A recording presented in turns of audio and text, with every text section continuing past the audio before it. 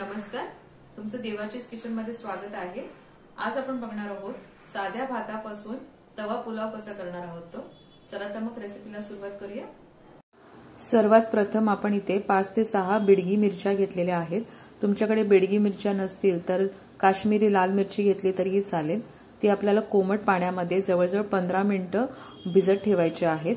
मिरच्या भिजतायत तोपर्यंत आपण पुढची तयारी करूया। इथे आपण एक छोटी वाटी वटाणे घेतलेले आहेत। आता आपल्याला कुकर मध्ये प्रमाण बघायचं आहे। ते 1 वाटी इथे साधे म्हणजे वाडा कोलम घेतलेला आहे। जुना वाडा कोलम आहे तो 3 ते 4 वेळा स्वच्छ धुतलाय। आणि दुसऱ्या डब्यामध्ये वटाणे घेतलेले आहेत आणि एक मोठ्या आकाराचा बटाटा घेतलाय। तो स्वच्छ धुवून 2 तुकडे करून डब्यामध्ये घालायचे आणि पाणी न घालता 3 शिट्ट्या काढून घ्यायचे हाय फ्लेम वरती। तर खाली भाताचा आणि वरती भाज्यांचा डबा लावायचा आणि डब्यामध्ये पाणी न घालता झाकण बंद करून 3 शिट्ट्या काढून घ्यायचे। आता अजून भाज्यांमध्ये फरसबी घेतलीये तर 3-4 देठ आपण फरसबीचे घेतले, ते बारीक चिरून घ्यायचे। सगळ्या भाज्या बारीक एकदम चिरून घ्यायचे जेणेकरून ते पटकन शिजतील। तर फरसबी कापून घेतलेली आहे। आता इथे मी एक शिमला मिरची घेतलेली आहे, ती पण व्यवस्थित अशी बारीक चिरून घ्यायची आहे। बारीक चिरल्यामुळे पटकन आपला पुलाव तयार होतो। सगळं तयार असतं त्यामुळे फक्त मसाल्यांमध्ये मिक्स करून आपल्याला पुलाव करायचा आहे। पण कशा पद्धतीने मसाले घालायचे ते आपण पुढे बघणार आहोत। तर इथे शिमला मिरची कापून घेतलेली आहे। नंतर आपण थोडेसे म्हणजे मुठभर आपण फ्लावर घेतलेले, ते पण स्वच्छ धुवून बारीक आपण तुकडे केलेले आहेत। आणि गाजर घेतलेला आहे, गाजर पण बारीक कापून घ्यायचा आहे। तर इथे भाज्यांमध्ये मटार घेतलेले, शिमला मिर्च, फरसबी, फ्लावर आणि बीट घेतलेला आहे। आता बीट घेताना पण आपण अर्धा घेतलेला, बीट जास्त घेतला तर एकदमच डार्क रंग येणार, आपल्याला एकदम डार्क रंग नकोय म्हणून अर्धा बीट पुरेसा होतो। तर अर्धा बीट घेतला आणि किसून अर्धा इंच मी आलं घेतलेलं आहे आणि एक मिरची घेतलेली आहे, ही कमी तिखटाची मिरची घेतली आहे। आणि एक मध्यम आकाराचा कांदा कापून घेतलेला बारीक चिरून, एक टोमॅटो घेतलेला आहे। आता हे सगळं आपण तयार करून ठेवलेलं आहे, पण एक वाटण तयार इथे बाकी आहे।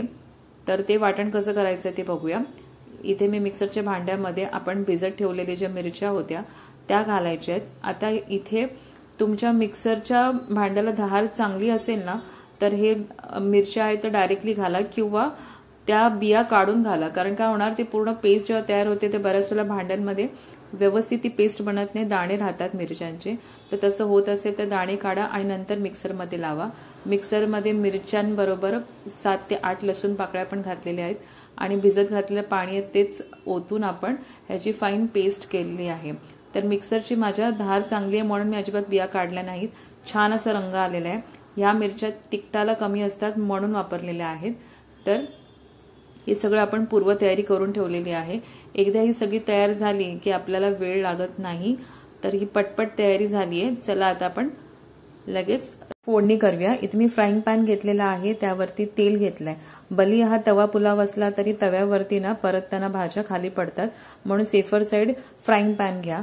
ह्याच्यामध्ये 1 चमचा तेल, 1 चमचा बटर घातलेला आहे, 1 चमचा जिरं घातलेला आहे। जिरं छान फुललं की यामध्ये आपल्याला पुढचे जिन्नस घालायचे आहेत। म्हणजे पहिला जो आहे तो आलं किसलेला घालायचा आहे, त्याच्यावरती हिरव्या मिरच्या घालायच्या आहेत, कांदा बारीक चिरलेला आहे तो घालायचा आहे आणि छान परतून घ्यायचा आहे।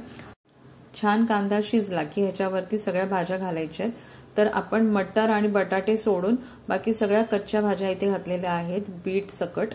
आणि यावरती लवकर शिजायला म्हणून मीठ घातलंय चवीनुसार आणि एकदा परतून घेणार आहोत।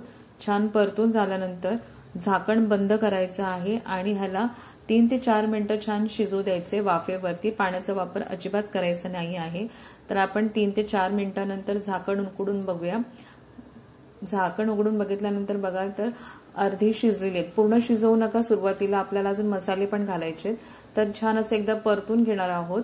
आता ह्यावरती टोमॅटो घालायचा आहे आणि इथे मटार आपण जे शिजवलेले आणि बटाटे आहेत ते घालायचे। यावर आपण इथे लाल तिखट घातलेला आहे, 1 चमचा पावभाजी मसाला घातलेला आहे आणि 2 चमचे रेड चिली चटणी घातलेली आहे। तर आपण लास्टला जी बनवलेली होती ती 2 चमचे भरून घातलेली आहे। तुम्ही इथे तिखट कमी खात असाल तर प्रमाण कमी करा। एकदा मसाले घातल्यानंतर आपल्याला झाकण बंद करून पुढचे 2 मिनिटं शिजवून घ्यायचे। एकजीव झाले पाहिजे सगळे मसाले, यासाठी छान असे एकजीव झाला सगळा मसाला आणि भाज्या, तर एकदा मिक्स करून घ्यायचे। आता व्यवस्थित 100% पूर्ण आपल्या भाज्या शिजलेल्या आहेत। इथे आपल्याला पूर्ण एकदम मखमखी शिजवायचे नाहीत, नाही पावभाजी तयार होईल।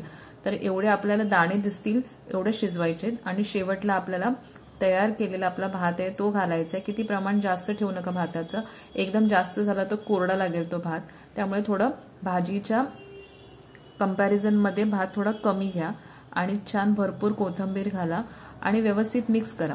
इथे कमी मीठ असेल तर तुम्ही इथे टाकून ऍडजस्ट करून घेऊ शकतात।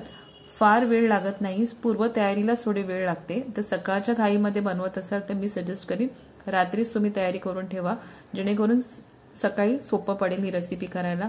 तर छान मिक्स केल्यामुळे मस्त असा रंग आला आपल्या भाताला।